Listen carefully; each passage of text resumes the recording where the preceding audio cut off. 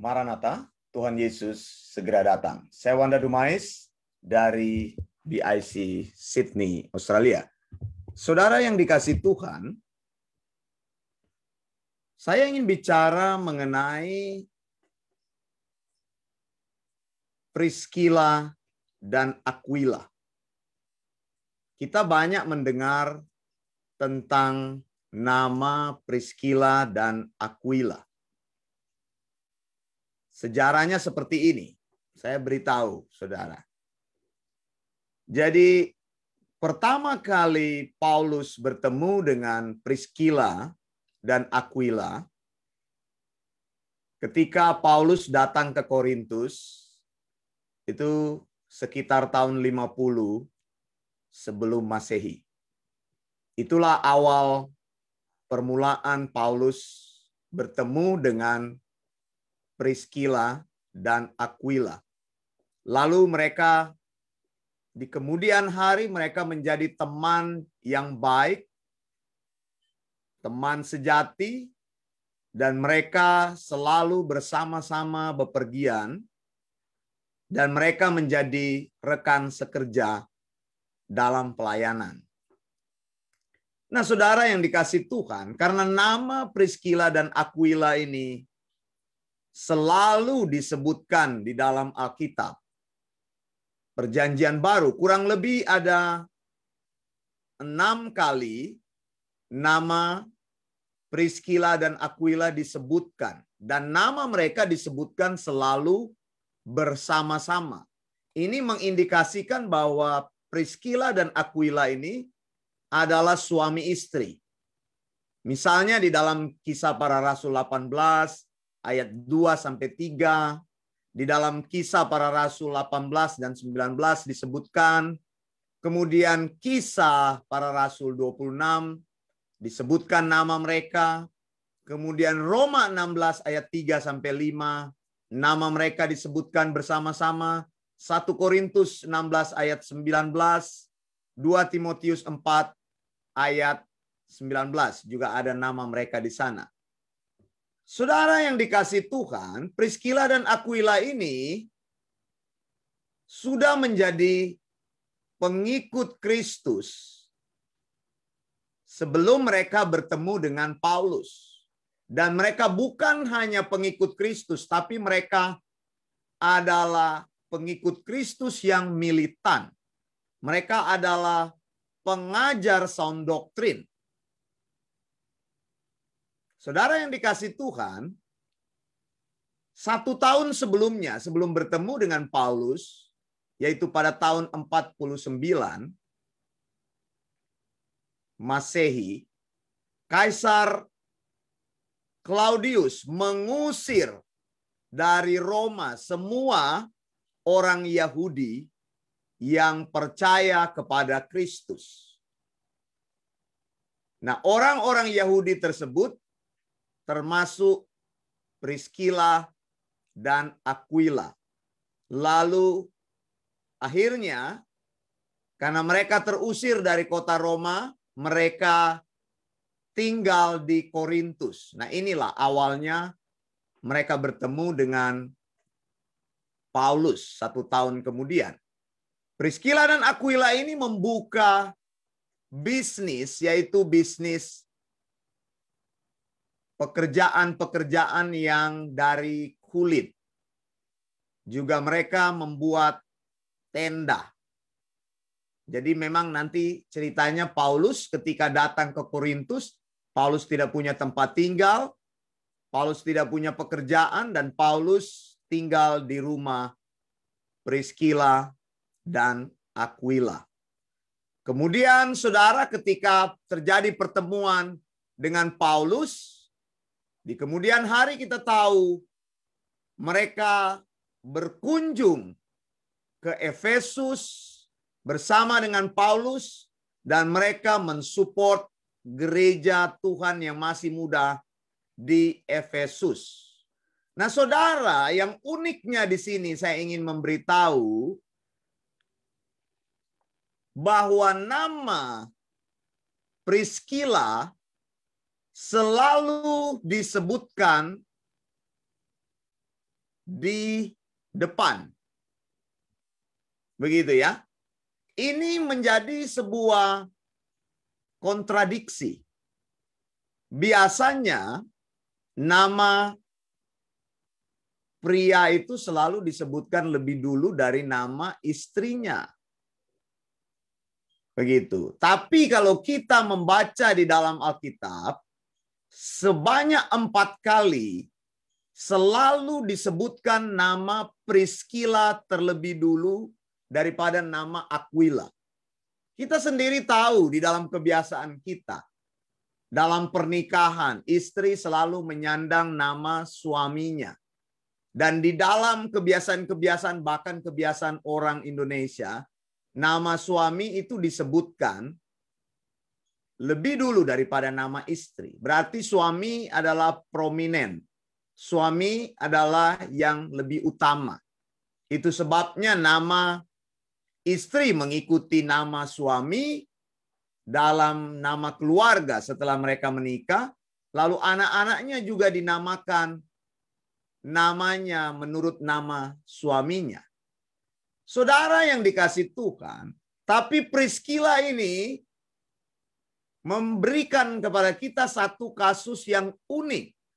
Namanya disebutkan lebih dulu selama 4 kali, menunjukkan bahwa Priskila ini mempunyai status yang lebih tinggi dalam sosial strata daripada suaminya Aquila.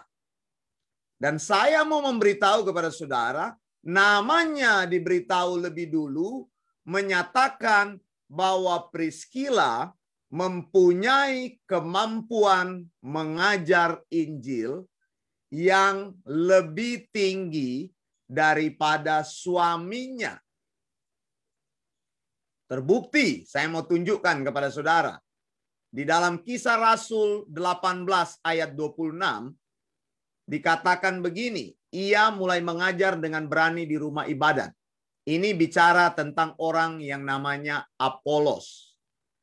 Tetapi setelah Priskila dan Aquila, lihat, Priskila lebih dulu, kemudian Aquila suaminya, mendengar mereka membawa dia ke rumah mereka dan dengan teliti menjelaskan kepadanya jalan Allah. Kita lihat di sini bagaimana catatan Alkitab menulis bahwa Priskila adalah seorang guru, seorang misionaris, dan saya mau katakan Priskila adalah seorang gembala jemaat. Dia adalah seorang wanita. Nah, saya mau tunjukkan kepada saudara mengapa saya membahas tentang hal ini. Karena saya ingin menunjukkan status seorang wanita. Apabila ada argumentasi yang berkata bahwa wanita tidak boleh melayani, wanita tidak boleh berkhotbah, wanita tidak boleh menjadi gembala, maka argumentasi itu gugur dengan apa yang sudah kita lihat di dalam Alkitab. Bahwa wanita yang bernama Priskila muncul sebagai sebuah kekecualian di abad-abad awal gereja, di mana posisi wanita sendiri itu adalah posisi yang terbelakang. Sama sekali wanita tidak pernah disebutkan lebih dulu mendahului pria, tapi Priskila merupakan sebuah kasus yang eksepsional, di mana dia muncul sebagai orang yang prominent. Statusnya lebih tinggi daripada status suaminya, dan dia mengajar seorang Yahudi pria yang bernama Apolos, membawa Apolos kepada jalan Tuhan. Saya mau katakan juga Priskila ini adalah seorang gembala jemaat. Statusnya lebih tinggi, selalu disebut lebih awal daripada suaminya. Ini yang mendasari dari argumentasi-argumentasi bahwa wanita sebenarnya mempunyai kapasitas yang sama dengan pria untuk menduduki jabatan-jabatan gereja, dan wanita punya kesempatan yang sama untuk melayani di dalam pelayanan-pelayanan rohani. Bukan saja berkhotbah hanya kepada anak-anak dan wanita, tapi wanita mempunyai kesempatan berkhotbah kepada semua orang. Di dalam perjanjian baru muncul gembala pria, gembala wanita yang pertama, yaitu Priskila. Misionaris yang pertama yaitu Priskila. Dan Priskila ini sudah bersama-sama dengan Paulus sejak awal. Jadi kalau Anda ingin menafsirkan perkataan 1 Timotius 2 ayat 12 ketika Paulus katakan, aku tidak mengizinkan wanita untuk mengajar, kita harus melihat sound doktrin apa yang ada di balik itu. Dan tidak menerapkan ayat itu secara serampangan yang mengatakan bahwa Paulus tidak mengizinkan wanita itu mengajar, memberitakan Injil, menjadi gembala. Mengapa? Karena sejak awal Tuhan menciptakan pria dan wanita itu dalam status yang sama, dalam order yang sama. Begitu. Dalam pernikahan itu pria menjadi pemimpin, tapi mereka membuat keputusan-keputusan yang seimbang di dalam keluarga. Jadi wanita bukan subordinat dari pria. Kita melihat di sini bagaimana Priskila menjadi tokoh yang prominen. Roma 16 ayat 3 saya mau bacakan. Dikatakan begini, sampaikan salam kepada Priskila dan Aquila, teman-teman sekerjaku dalam Kristus Yesus. Paulus mengatakan mereka adalah co-worker in ministry. Jadi mereka adalah teman sekerja. Dikatakan dalam Roma 16 ayat 4, mereka telah mempertaruhkan nyawanya untuk hidupku. Saudara lihat bahwa dikatakan lebih dulu nama Priskila, seorang wanita, seorang istri, dan suaminya Aquila. Jadi Priskila lebih dulu disebutkan, lalu nama suaminya Aquila. Orang-orang ini telah mempertaruhkan nyawanya untuk Paulus. Mengapa saudara? Saat Paulus masuk di Korintus, Paulus tidak dikenal orang. Paulus tidak diterima orang. Orang tidak mengetahui siapa itu Paulus. Paulus diterima dalam rumah Priskila dan Aquila. Paulus diberikan pekerjaan untuk membuat tenda. Lalu bersama-sama Paulus ini mereka membuka jalan untuk pekerjaan pelayanan dari Paulus. Dari Korintus mereka pergi ke Efesus. Di sana mereka menanam gereja. Gereja Efesus yang kemudian hari digembalakan oleh Timotius. Nah, saudara, dikatakan juga kepada mereka, bukan aku saja yang berterima kasih, tapi semua jemaat bukan Yahudi. Lihat di sini bahwa pertama Priskila dan Aquila ini mereka bukan orang sembarangan, mereka adalah orang yang melayani Tuhan, mereka adalah orang yang mempertaruhkan hidup bagi Tuhan, mereka adalah misionaris, mereka adalah penginjil-penginjil, mereka adalah orang yang memberitakan sound doktrin, mempertaruhkan hidup mereka untuk pelayanan Tuhan, bukan saja untuk hidup Paulus, tapi juga untuk orang-orang non-Yahudi supaya mengenal Tuhan. Saudara yang dikasih Tuhan, saya juga ingin bacakan di sini kepada saudara. 1 Korintus 16 dikatakan ayat 19.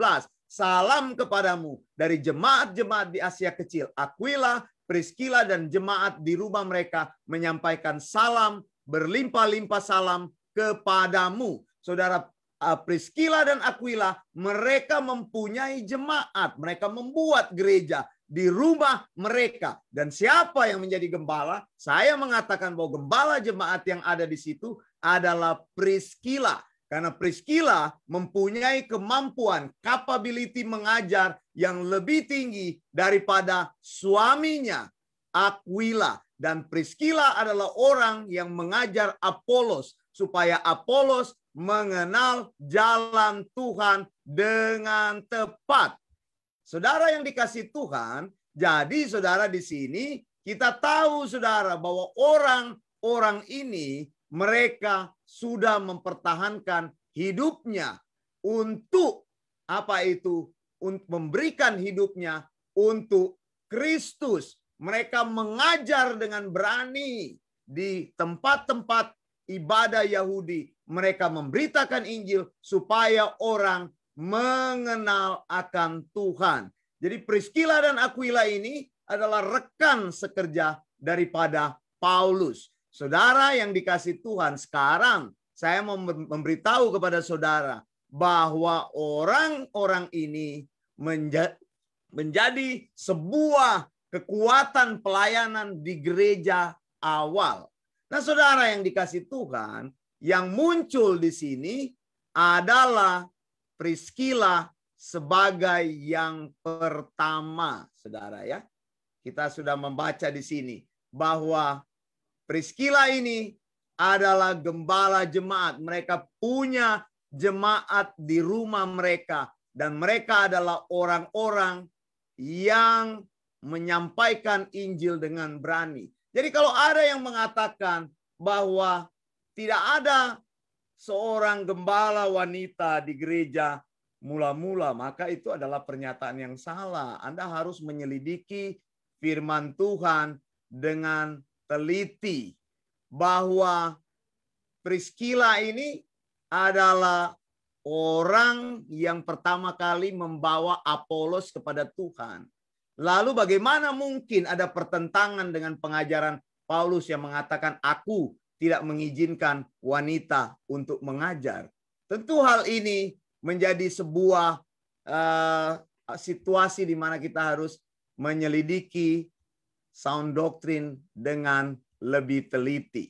Nah, saudara yang dikasih Tuhan, jadi saya mau mendorong bagi wanita-wanita agar mereka memberikan hidup bagi Tuhan. Engkau bukan hanya mendengar, tapi engkau menyampaikan Injil itu dengan berani. Engkau bisa menjadi pelayan Tuhan yang baik apabila engkau belajar sound doctrine. Sebenarnya masih ada lagi nama wanita yang disebutkan. Roma 16 ayat 7 dikatakan, salam kepada Andronikus dan Yunias. Dalam terjemahan lain nama ini bukan Yunias tapi Yunia. Jadi Andronikus dan Yunia ini adalah suami istri. Saudara-saudaraku sebangsa yang pernah dipenjarakan bersama-sama dengan aku. Jadi Yunia ini seorang wanita juga pernah masuk penjara karena Injil. Saudara, banyak wanita-wanita yang telah bekerja keras untuk pelayanan Tuhan.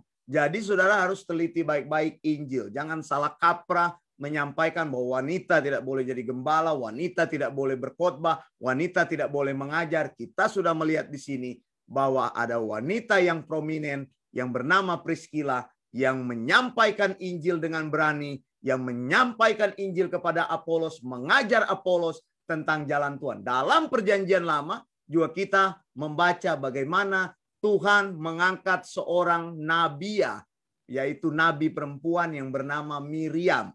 Nabia itu adalah pemimpin umat. Lebih tinggi, dia punya jabatan daripada imam besar, daripada imam ya. Jadi wanita itu saat itu Miriam itu menjadi nabia, dia memimpin orang Israel bersama dengan Musa, bersama dengan Harun saudaranya. Di dalam Mika 16 ayat 4 itu dinyatakan juga hal seperti itu. Jadi saudara yang dikasihi Tuhan, hari ini saya ingin memberikan argumentasi ini untuk mendorong setiap wanita-wanita agar mereka tekun belajar sound doctrine supaya mereka bisa dipakai Tuhan dalam pelayanan yang lebih luas.